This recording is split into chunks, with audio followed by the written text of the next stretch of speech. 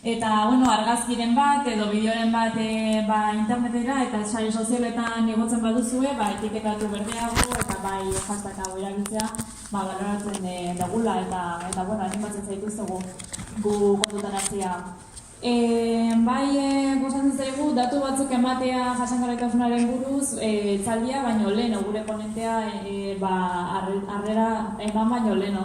Eta, esan nahiko genuke, 2015an mundu mailako merkatu fotovoltaikoa hazi egin zela, eta eguzki energia fotovoltaikoaren sistemaren lehiakortasunaren etengabeko hazkunde izan zelako.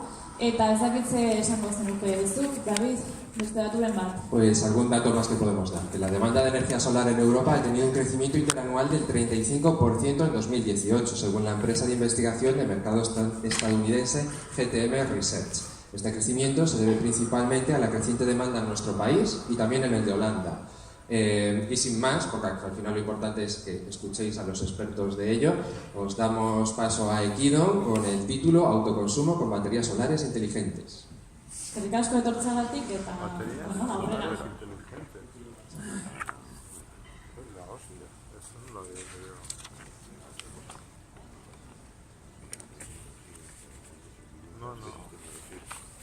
Energías renovables en viviendas. ¿Qué sistema elegido?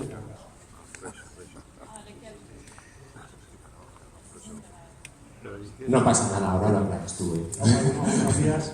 Pero me ha dejado, ya me interesa esto. Inteligente. Joder, aquí no parece. La batería. Bueno, un sistema de control. Soy Jesús Salazar, gerente de la empresa de Equidon, Energías Renovables. Estamos aquí ubicados en Berriz, luego también en Vitoria, en Lutiano. Y bueno, yo os voy a hablar un poco sobre las distintas opciones que hay ahora mismo para elegir a la hora de hacerse una vivienda, qué opciones relacionadas con energías renovables podemos incorporar a nuestra vivienda.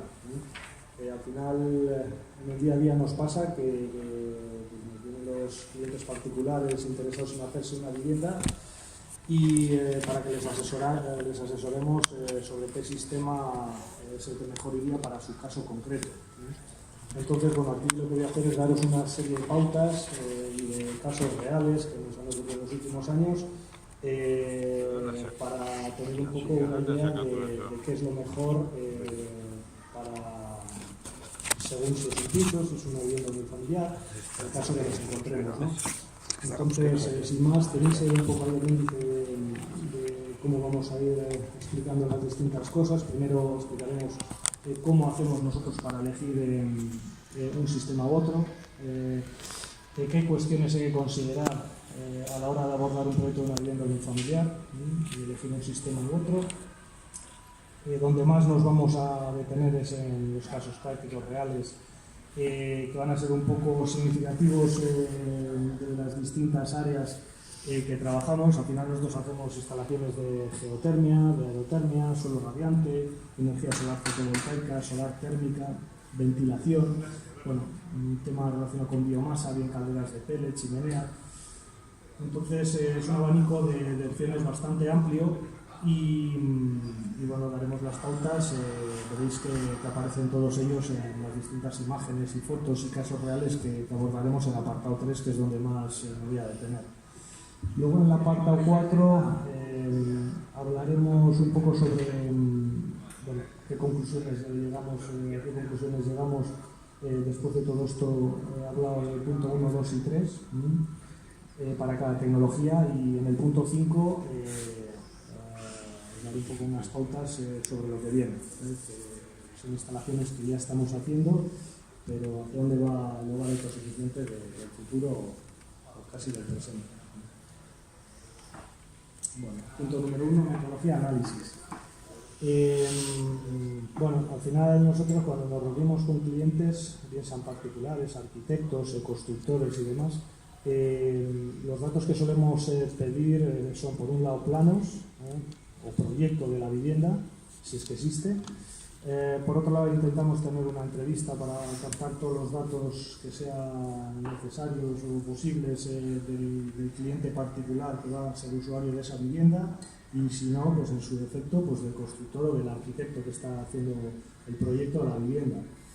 Y teniendo en cuenta eso y luego nuestra experiencia, pues sacamos un poco qué tecnologías son las que mejor se adaptan para cada caso concreto.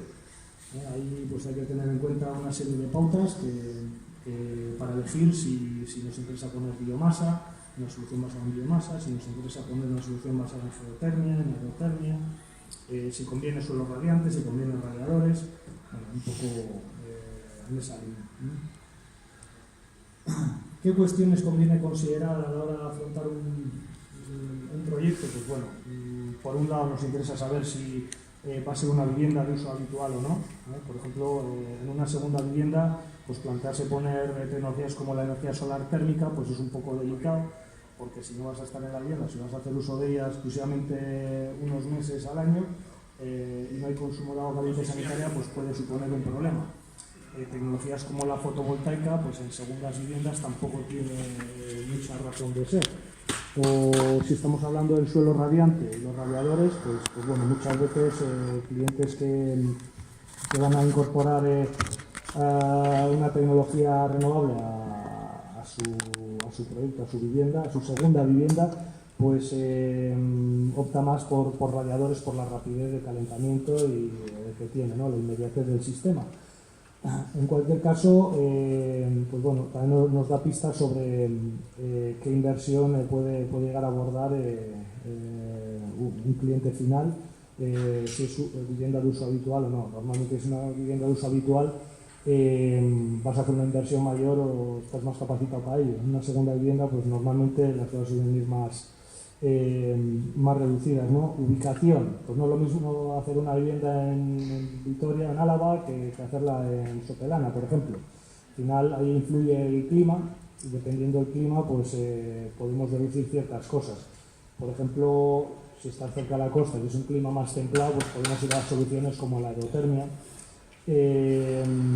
porque bueno, la temperatura ambiente exterior pues pocas veces va a bajar de 8 grados, que al final es un hándicap a la hora de incorporar aerotermia. Por ejemplo, en sitios como Áraba tenemos el problema de que son zonas bastante frías y tecnologías como la aerotermia funcionan mejor con un ambiente sin tanto contraste térmico, ¿no?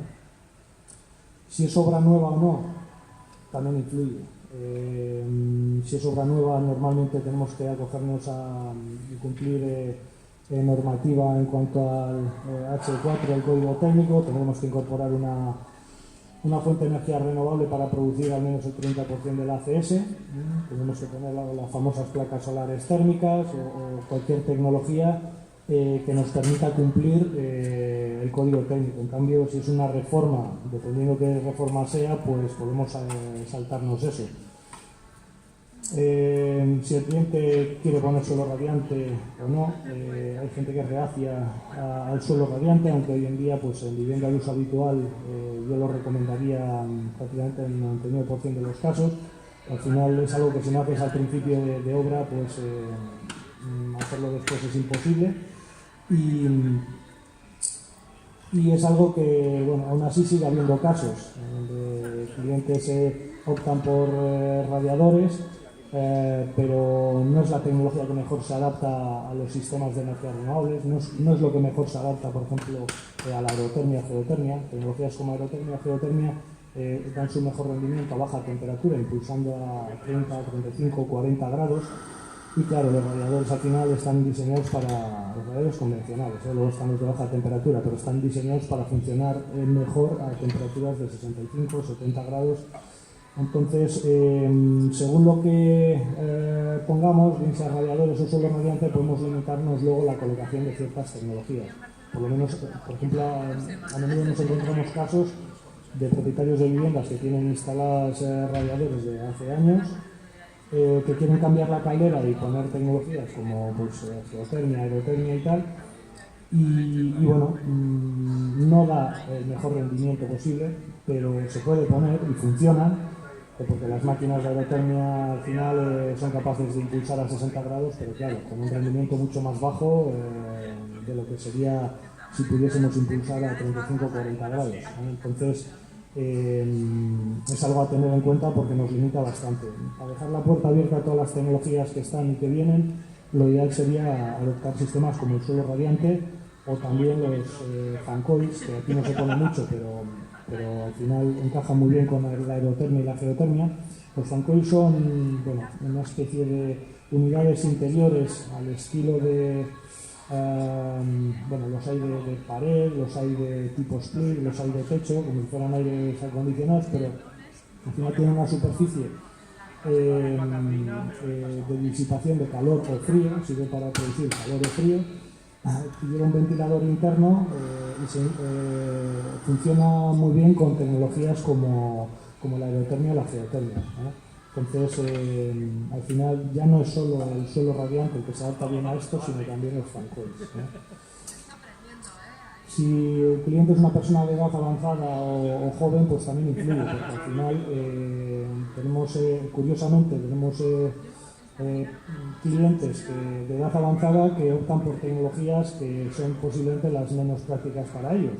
Al final, personas de edad avanzada, yo recomendaría aerotermia o geotermia, porque al final son instalaciones que pones la máquina, te olvidas, o sea, no tienes que andar detrás del combustible, no tienes que andar cargando leña, ni pellet, ni nada similar. Aún así, pues posiblemente donde más instalaciones de biomasa se ponga sea en caseríos, y que suele ser a menudo propietarios, gente de edad avanzada. Entonces es un poco un contraste que se da, ¿no? Si hay subvenciones disponibles o no disponibles. Pues bueno, ha habido tecnologías que han tenido subvención, otras que van a tener, y ello influye bastante porque, pues bueno, los últimos 2 años no ha habido subvención para geotermia y biomasa para menos de 70 kilovatios. Este año que viene ya veremos, pero ya afecta bastante porque, por ejemplo, instalaciones de geotermia y de biomasa que antes hacían muchísimo más, pues los últimos 2 años ha caído bastante, principalmente por esa reducción de, bueno, antes daban un 35% de subvención. Pues claro, en el momento que quitas eso, al final, y con la introducción de otras tecnologías como la aerotermia en las viviendas, pues al final estás limitando un poco el abanico de potenciales clientes para ello. Entonces sí, son muy importantes las subvenciones. Comentar aquí que, por ejemplo, el año pasado la aerotermia nunca ha tenido subvención, la geotermia quitaron hace 2 años para viviendas unifamiliares, o sea, para instalaciones de menos de 70 kilovatios. Más de 70 kilovatios se ha mantenido en los últimos 2 años, lo que pasa es que apenas han hecho proyectos. Calderas de pellet, de leña, chimeneas, todo esto de menos de 70 kilovatios no ha tenido subvención en los últimos 2 años, hasta hace 2 años sí. Este año esperemos que vuelvan a incorporarlo. Energía solar térmica, un 30% de subvención. Eso ha sido así y creemos que se va a mantener. Energía solar fotovoltaica ha sido un 30% el año pasado, anteriormente llegaron a dar hasta un 45%. Este año que viene se mantendrá, pero el porcentaje no sabemos, creemos que se va a reducir. Y bueno, temas como el suelo radiante, otro tipo de ventilación y todo esto, pues eso no tiene subvención, no está subvencionado.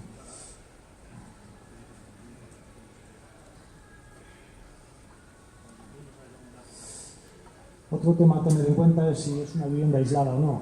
A menudo tenemos clientes que quieren desconectarse totalmente de la red eléctrica y funcionar solamente con placas solares y baterías. Bueno, pues es una opción, lo que pasa es que te obliga a instalar baterías y te obliga a poner placas solares, baterías y un grupo electrógeno. Al final, si tienes suministro eléctrico por parte de la compañía eléctrica, pues tampoco es que tenga mucho sentido. Pero bueno, te da una idea de qué opciones puedes poner o no.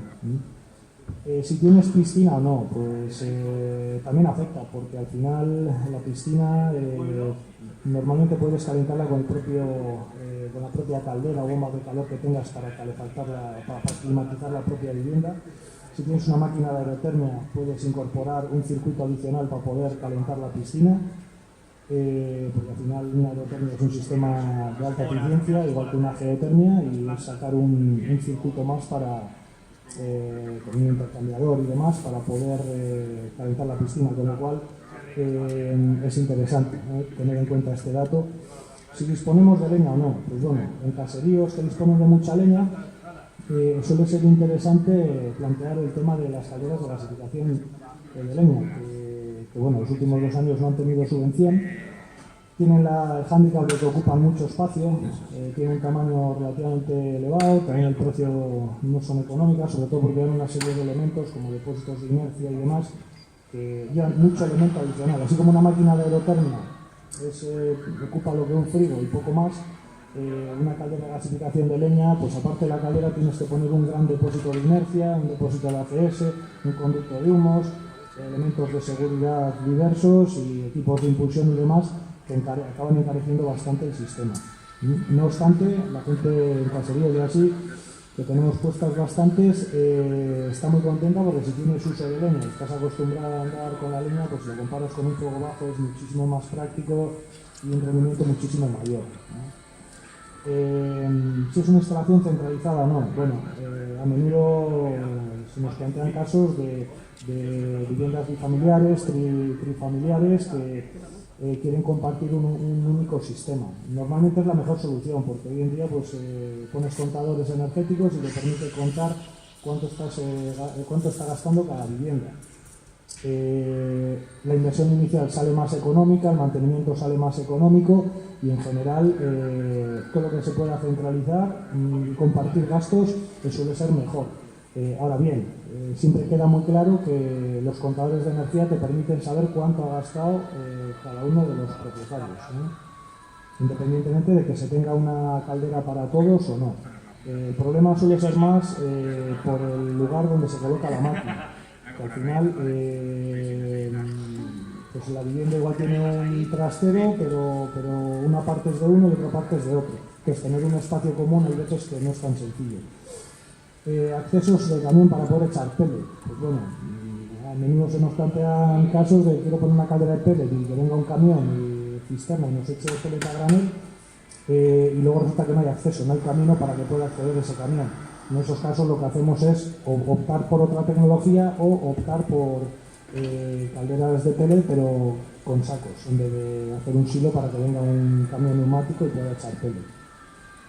Y bueno, lo que hemos comentado antes de la necesidad de cumplir el código técnico, que nos afecta porque si tiene que cumplir el código técnico hay una serie de alternativas que ya hay que desechar, ¿no? Bueno, voy a empezar a comentar un poquito de los casos prácticos que os comentaba antes. Esto, por ejemplo, es un piso ubicado en Durango, un ático.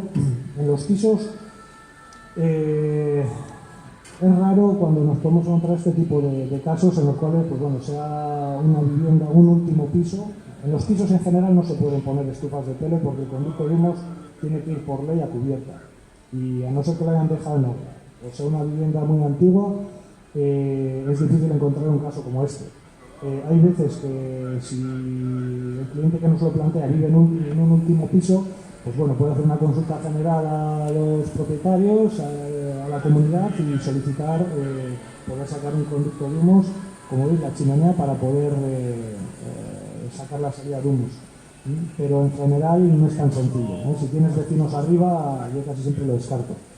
Esto es el caso de un quinto piso.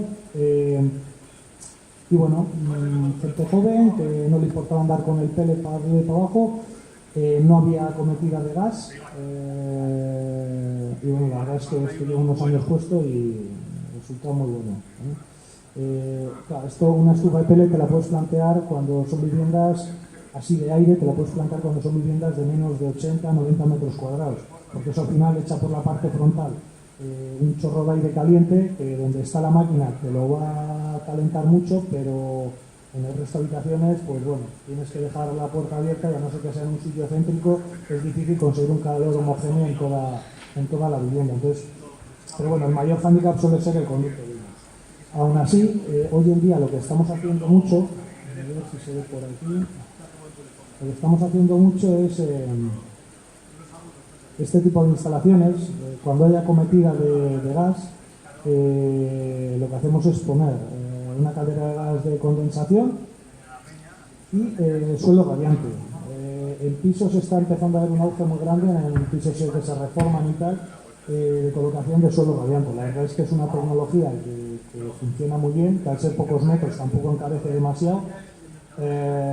que te quita un montón de elementos del medio, al final te quita los radiadores del medio, generan una sensación de confort muy buena, y con la incorporación, la obligatoriedad de poner calderas de bajo NOx o de condensación en las viviendas, pues casi siempre cuando ponemos suelo radiante acabamos poniendo una caldera de condensación que funciona muy bien a baja temperatura, que no requieren un grupo hidráulico externo, sino que directamente se conectan a la caja de colectores de suelo radiante y permite obtener unos rendimientos muy buenos. Aparte el grado de confort es muy bueno, y la verdad es que en pisos, junto a 4 casos con las estufas de pellet, es lo que más recomendaríamos en una obra integral, claro, porque al final para poner suelo radiante tienes que levantar el suelo y no siempre se hace. Pero sí que se nota una mayor demanda últimamente, en los últimos años, de clientes que bueno, van a hacer una reforma y empiezan a consultar y a incorporar el suelo radiante en pisos. Y ya digo, al final es muy interesante porque, claro, haces una reforma, si metes radiadores otra vez, pues ya te limitas para los próximos 30 años. Esto en cuanto a pisos. En cuanto a viviendas unifamiliares, bueno, aquí tenemos el caso de una vivienda en Mañaria con caldera de pellet, un depósito multienergía, un depósito multienergía que podéis ver aquí. Al final, aquí lo que hacemos es incorporar los distintos sistemas relacionados con energías renovables. Incorporamos la caldera de pellet, que al final lleva una sonda que se coloca en el interior del acumulador. Cuando baja la temperatura, si no somos capaces de calentar el acumulador con un fuego bajo calefactor o con energía solar térmica, entraría a funcionar esta caldera que veis aquí y mantendría de manera automática el calor en el acumulador. Este calor lo usamos para calefactar la vivienda y también, sea suelo radiante o radiadores, y también para agua caliente sanitaria. Esto, por ejemplo, es en Gorliz, un clima más o menos templado, obra nueva, y esto es una de las cosas que se encuentra hoy en día mucho. Al final, como desaparecieron hace 2 años las subvenciones para geotermia en viviendas unifamiliares, se empezó a poner muchísimo la aerotermia. La verdad es que funciona muy bien, pero no lo recomendamos en sitios como Vitoria y tal, son sitios fríos en invierno, pues la aerotermia no funciona todo lo bien que debería. No obstante, es una tecnología que tiene una relación calidad-rendimiento-precio muy interesante. Ya veis lo que ocupa. Eso lleva a incorporar, en la parte superior lleva a incorporar un acumulador, aquí lleva a incorporar un acumulador, abajo bueno, toda la electrónica y demás, y nos da agua caliente sanitaria y calefacción, y va todo en un único, pues eso es lo que ocupa. Entonces es una tecnología que para adosados, viviendas unifamiliares, chalés y demás se encaja muy bien. Funciona muy bien con suelo radiante y se le puede incorporar fácilmente otra serie de tecnologías como energía solar térmica, fotovoltaica y demás. Además, la aerotermia y la geotermia tienen la ventaja de que, como consumen electricidad, dejas una puerta abierta para el día de mañana poder incorporar placas solares fotovoltaicas. Y eso es algo que a medio largo plazo todo el mundo va a acabar incorporando en los tejados de las viviendas. Por lo cual son tecnologías que últimamente nos gusta mucho incorporar porque baja mucho el precio de la fotovoltaica, porque cada vez hay más demanda y porque se ve que hay una tendencia clara a la incorporación de este tipo de sistemas. También con la entrada del vehículo eléctrico va a haber otro consumo potencial importante. Vemos que la climatización de la vivienda también tiende, a través de la geotermia y la aerotermia, a ser algo basado en la electricidad.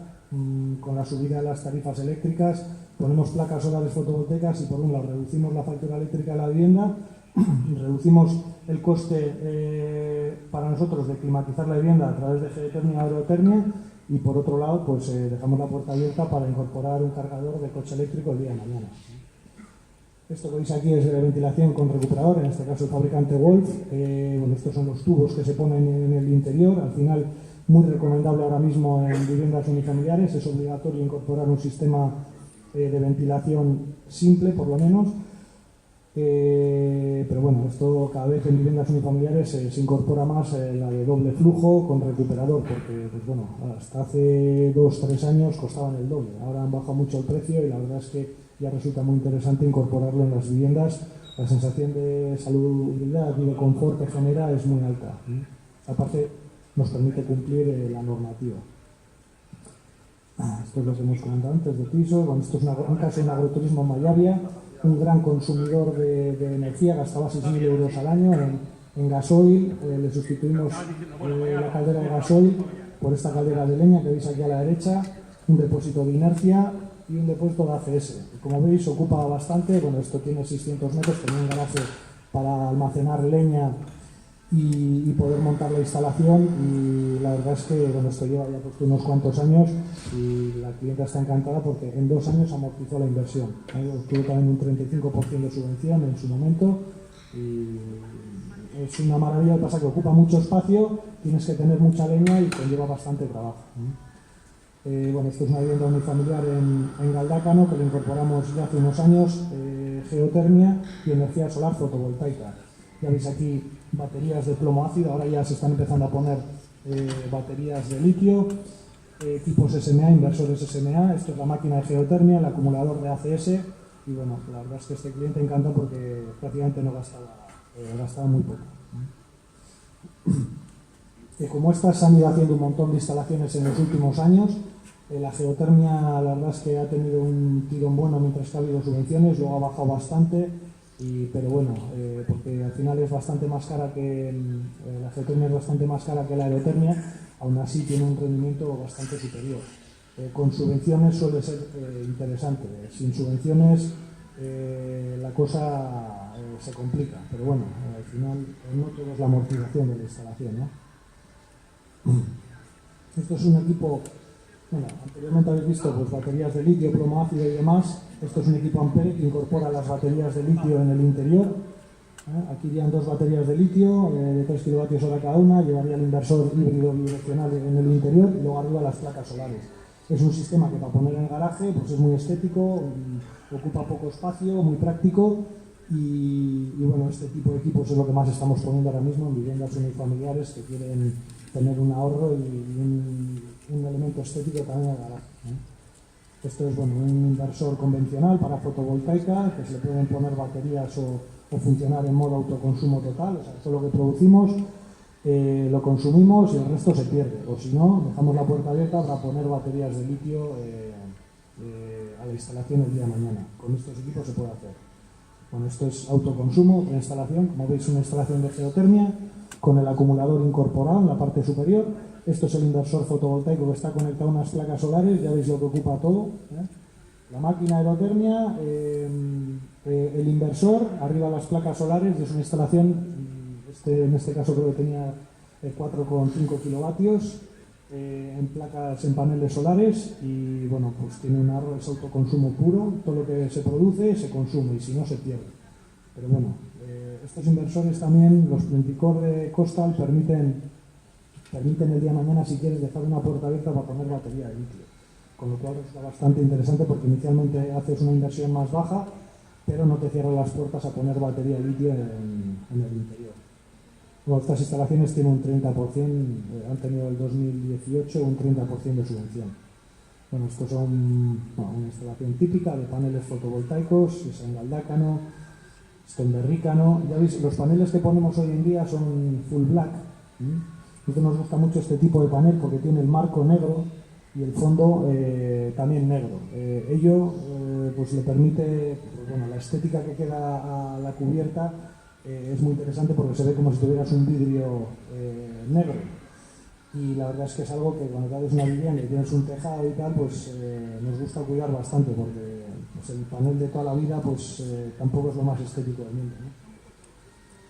Bueno, estos aerogeneradores pequeñitos que también se incorporan para reducir la factura eléctrica, una geotermia con depósito incorporado, como habéis visto antes, una geotermia con depósito separado, una geotermia con depósito separado y aparte con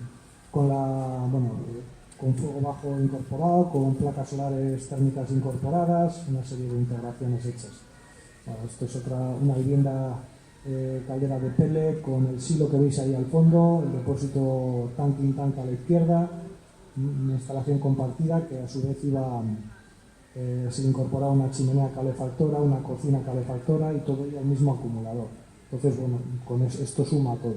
Estos son lo que llamamos complementos, las cocinas, la energía solar térmica, fotovoltaica, los fuegos bajos, calefactores, son complementos que ayudan a una caldera, a una bomba de aerotermia, a una bomba de geotermia a producir calor. Esto, bueno, es una instalación que tenemos aquí en Amboto, que lleva ya unos cuantos años, que incorpora chimenea calefactora,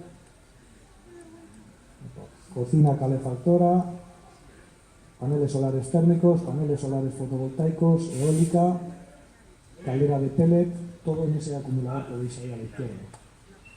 Y bueno, al final pues la biomasa requiere espacio, sobre todo para entornos rústicos, caseríos y demás. Al final se ve una tendencia, margen derecha tiende más a máquinas como aerotermia, geotermia.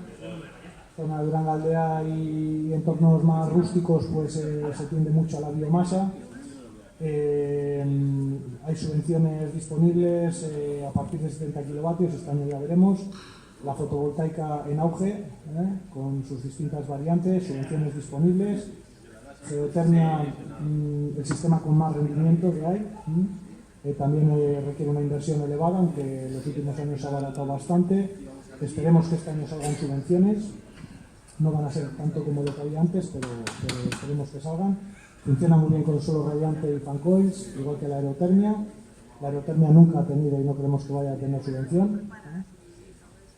Y la aerotermia principalmente para climas templados, así como la geotermia sirve para climas templados y climas fríos, la aerotermia sobre todo para climas templados. Solar térmica es un complemento más, sobre todo si damos piscina, tiene subvenciones. Suelo radiante, pues bueno, lo que hemos comentado. Y bueno, ¿hacia dónde va el hogar del futuro? Pues bueno, incorporar sistemas basados en energías renovables. Principalmente vemos que aerotermia y geotermia son las tecnologías que mejor se adoptan para luego poder incorporar fotovoltaica y demás.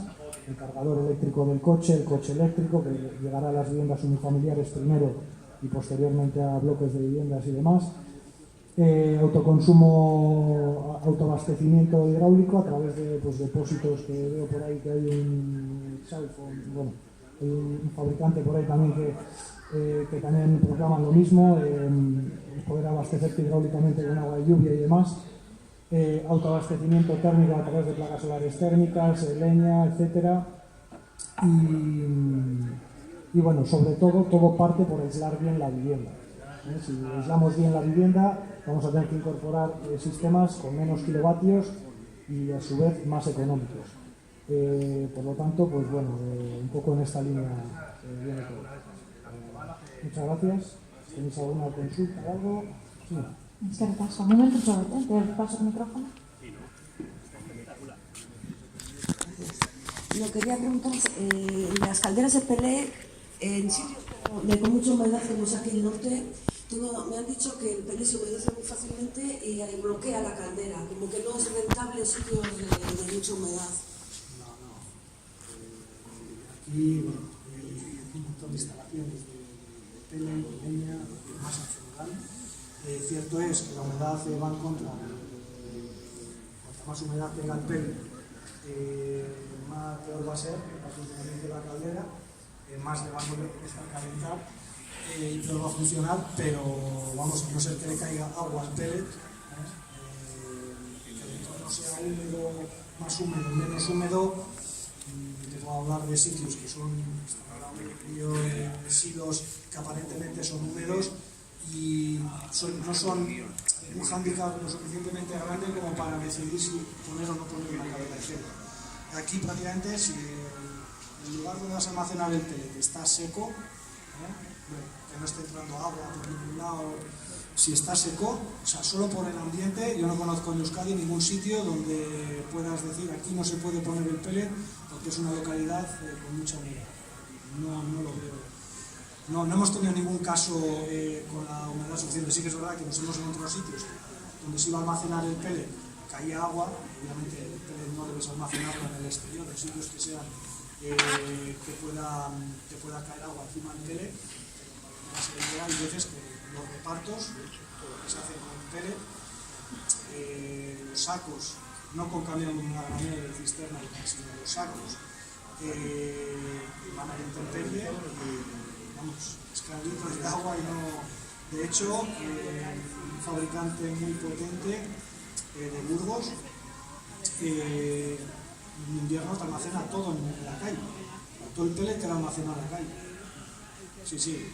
Por eso te digo que el tema de otra cosa es que bueno, los sacos está paletizado todo y plastificado, pero así no me dan la escogería.